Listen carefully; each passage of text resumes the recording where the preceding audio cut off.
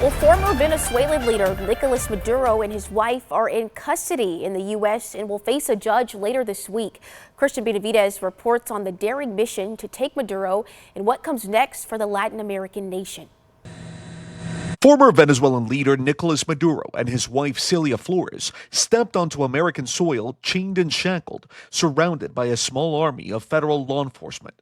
Maduro will be held at New York's infamous Metropolitan Detention Center in Brooklyn.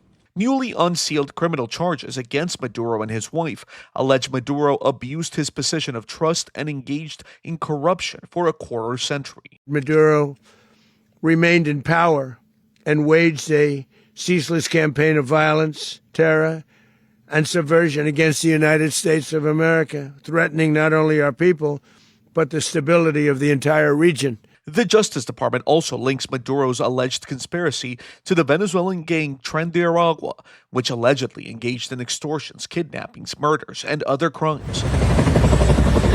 Capturing Maduro was an audacious snatch-and-grab operation in Venezuela in the early hours of Saturday morning. A swarm of U.S. military helicopters, special forces units known as the Night Stalkers, descended on Caracas.